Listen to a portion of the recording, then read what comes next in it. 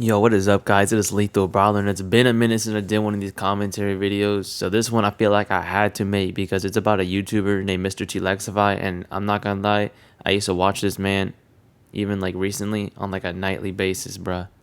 And this drama is crazy.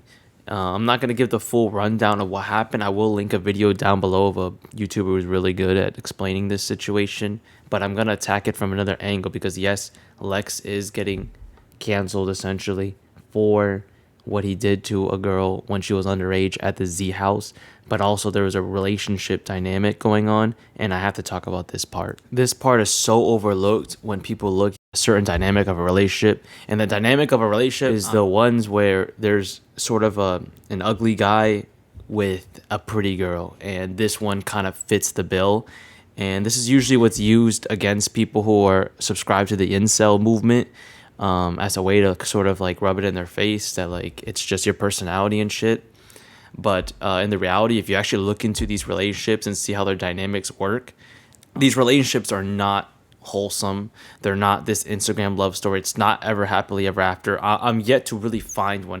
Look at these screen caps and the screen caps that I'm going to show on the screen. I mean, MrTLexify is straight up degrading himself.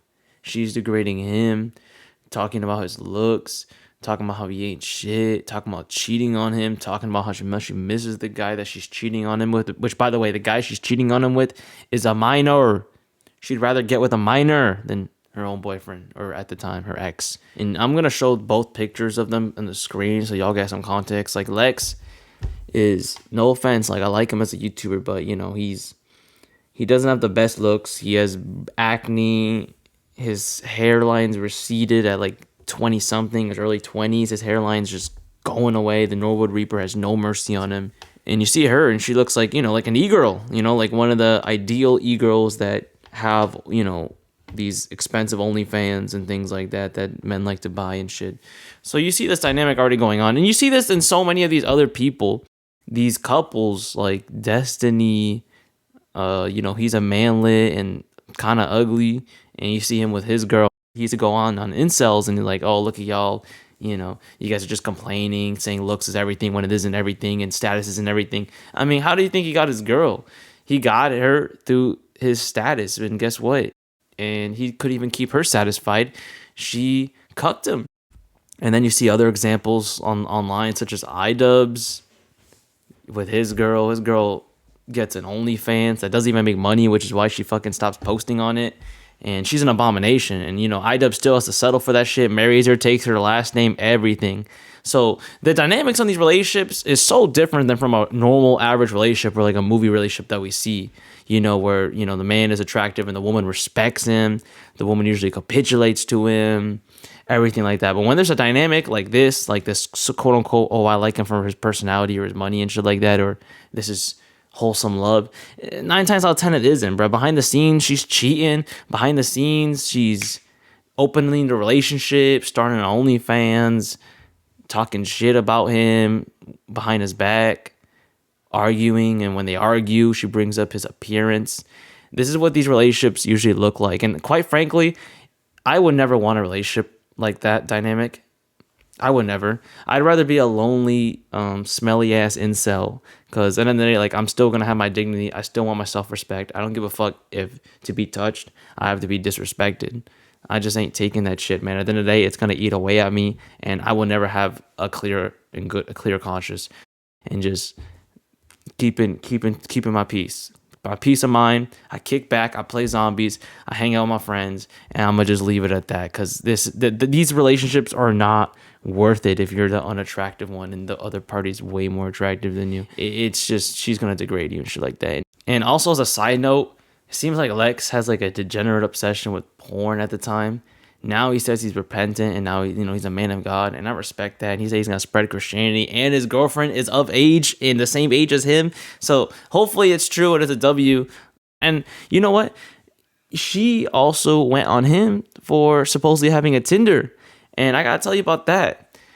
Though she's probably embarrassed when she found that, when because I've seen this type of stuff on Reddit and all this type of things where a woman catches her man on a Tinder. The embarrassing part and the terrible part that makes her sick is not that the man has a Tinder and could be talking to girls behind his back. It's that the man is getting rejected and is failing to cheat behind her back. That is the biggest turnoff, because women want a man with value. Usually men, they want the woman that's untouched. The women, they want the man that has several partners.